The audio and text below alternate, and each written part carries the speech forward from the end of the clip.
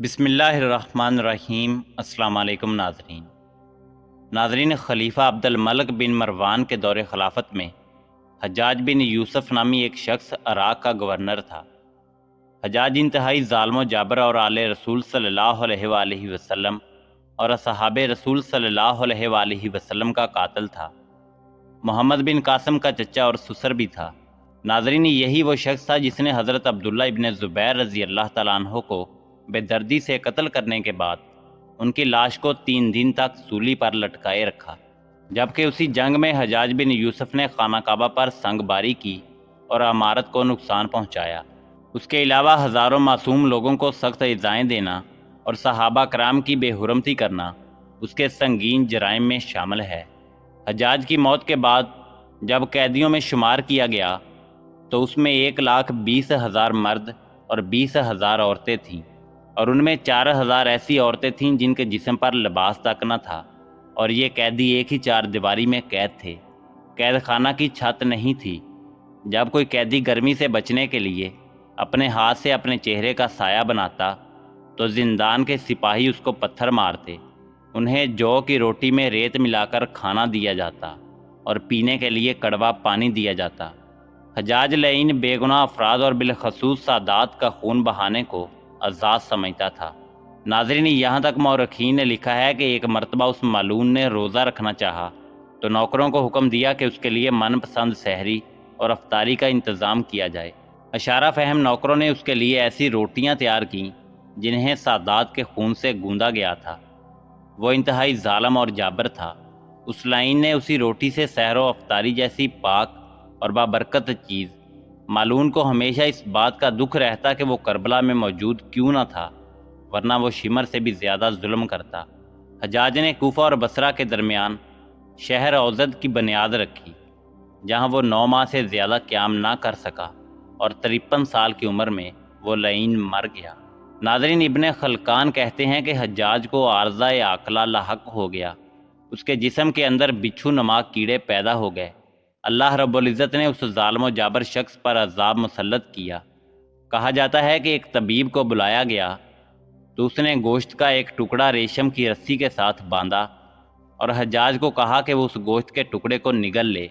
حجاج نے گوشت کا ٹکڑا نگلا اور کچھ دیر بعد ریشم کی ڈور سے اس ٹکڑے کو کھینچا گیا تو اس ٹکڑے پر بہت سارے کیڑے تھے۔ اللہ نے حجاج کے جسم پر سردی کو مسلط کر دیا۔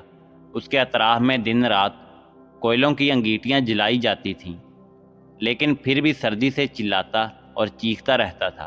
اس نے حضرت حسن بصری رحمۃ اللہ علیہ سے اپنی بیماری کی شکایت کی تو انہوں نے کہا کہ حجاج، میں نے تجھے بے گناہ افراد اور بالخصوص سادات کے قتل سے بارہا منع کیا تھا، مگر تو باز نہ آیا۔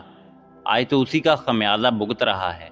ناظرین، حجاج بن یوسف نے کہا کہ میں خدا سے یہ دعا کرتا ہوں کہ وہ مجھے دوزخ سے آزاد فرمائے۔ بس میری اتنی سی التجا ہے کہ جلدی سے میری روح قبض کر لے تاکہ میں دنیا کی اس اذیت سے چھٹکارا پاؤں۔ مگر سردی ختم نہ ہوتی۔ یہ تو تھی موت کی سختیاں۔ لیکن حجاج کی زندگی میں ایک ایسا واقعہ بھی ہوا جس نے اس غرور و تکبر کے پتلے کو زمین پر دے مارا۔ اس زمانے میں نعمان نامی ایک شخص کی انتہائی حسین و جمیل بیٹی تھی، اور اس لڑکی کا نام ہندا تھا۔ ناظرین، واضح رہے کہ یہ وہ ہندا نہیں جو سید الشہداء حضرت حمزہ رضی اللہ تعالیٰ عنہ، جو حضور تاجدار ختم نبوت صلی اللہ علیہ وآلہ وسلم کے پیارے چچا تھے، ان کی شہادت اور پھر آپ کے جسم اطہر کی بے حرمتی میں ملوث رہی تھی۔ یہاں جس ہندا کی بات ہو رہی ہے وہ ایک غریب لڑکی تھی، مگر اپنے حسن و جمال میں بے مثال تھی۔ کہا جاتا تھا کہ پورے عرب میں اس جیسی خوبصورت عورت اس وقت نہ تھی۔ حجاج بن یوسف نے جب اس لڑکی کی شہرت سنی تو اس کے دل میں اشتیاق پیدا ہوا۔ ناظرین، سورس نے اپنے کارندوں کی مدد سے ہندا سے ملاقات کی صورت پیدا کر لی۔ جب حجاج کی نظر ہندا کے چہرے پر پڑی تو وہ اس کا عاشق ہو گیا۔ جہاں دیکھتا اسے اپنی محبوبہ ہندا کا چہرہ نظر آتا۔ چنانچہ حجاج نے ہندا کو حاصل کرنے کی کوششیں شروع کر دیں۔ مورخین لکھتے ہیں کہ 2 لاکھ درم کے عوض اس کا نکاح ہو گیا اور ہندا حجاج کے محل میں آ گئی۔ شروعات میں تو حجاج ہندا پر جان نشاور کرتا اور اسے ہر طرح کی آسائش دیتا۔ ہندا کسی دولت مند گھرانے سے نہ تھی۔ حجاج سے نکاح کرنے کے بعد وہ دولت میں کھیلنے لگی اور اسے ہر طرح کا سکون میسر آ گیا۔ دن گزرتے رہے، رفتہ رفتہ اصلی حجاج سامنے آیا جو ظالم اور جابر تھا، اور اس کا اصلی حجاج اس کی محبت پر غالب آ گیا۔ اب وہ ہندا سے بھی اسی طرح پیش آنے لگا جیسے دوسرے لوگوں سے سلوک روا رکھتا۔ اس نے انتہائی ذلت کے ساتھ عبداللہ بن طاہر نامی ایک شخص کے ذریعے 2 لاکھ درہم ہندا کے پاس بھیجے اور کہا کہ میں تجھے طلاق دیتا ہوں، تیرے مہر کے 2 لاکھ درہم بھیج رہا ہوں، اب جہاں تیرا جی چاہے چلی جا۔ ہندا نامی یہ عورت صرف اپنے حسن و جمال میں ہی لسانی نہ تھی، بلکہ اپنی سیرت، فصاحت و بلاغت اور غیرت و حمیت کے لحاظ سے بھی بہت اونچی تھی۔ جب اس نے عبداللہ بن طاہر کی زبانی یہ پیغام سنا تو فوراً بول اٹھی، اے قاصد، تیری زبان مبارک ہو، تو نے مجھے بڑی جان فزا خوشخبری سنائی۔ میری خوش قسمتی اس سے زیادہ کیا ہو سکتی ہے کہ میں نے ایک بد مزاج اور خونخوار انسان کی قید سے رہائی پائی۔ یہ 2 لاکھ درہم جو اس نے میرے لیے بھیجے ہیں، میں تجھے خوشخبری سنانے کے عوض انعام دیتی ہوں، یہ میری طرف سے تیرا انعام ہے۔ طلاق کے بعد ہندا اس محل کو چھوڑ کر اپنے عام سے گھر میں چلی گئی، مگر اللہ رب العزت بڑی شان اور عظمت والا ہے۔ قسمت کا کرنا ایسا ہوا کہ کچھ دن بعد خلیفہ وقت عبد الملک بن مروان نے ہندا کو نکاح کا پیغام بھیجا، جس پر ہندا نے انکار کر دیا۔ جب خلیفہ نے اصرار کیا تو بالآخر وہ رضامند تو ہو گئی، مگر اس نے ایک شرط رکھی کہ ہمارا نکاح اس صورت میں ہو سکتا ہے کہ وہ اپنے مکان سے ایک سواری میں آئے گی اور اس محل کے دروازے تک اس کا ساربان حجاج بن یوسف ہوگا۔ جو شخص اونٹ کی رسی پکڑ کر چلتا ہے اسے ساربان کہا جاتا ہے۔ خلیفہ وقت نے یہ شرط قبول کر دی اور اسی خط کے پچھلی جانب لکھ کر بھیجا، حجاج حاکم کوفہ اس حکم کی تعمیل کرے۔ حجاج نے جب رکا پڑا تو وہ دم بخود رہ گیا، مگر اس کی کیا مجال تھی جو خلیفہ کے حکم کی سردابی کرتا۔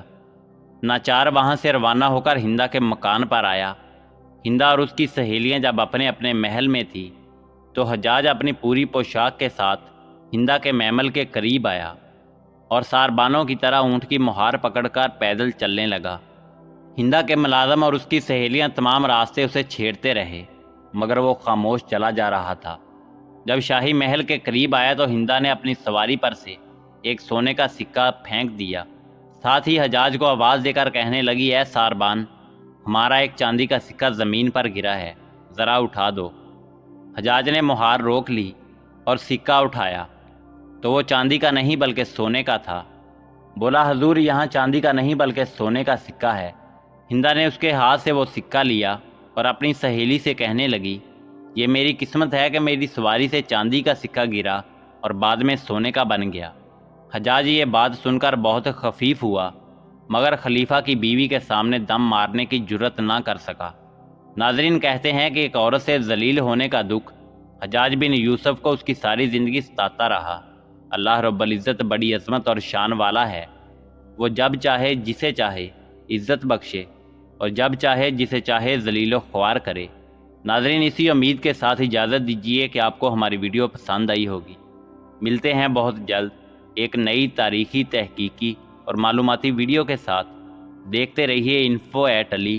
اللہ رب العزت آپ کا حامی و ناصر ہو۔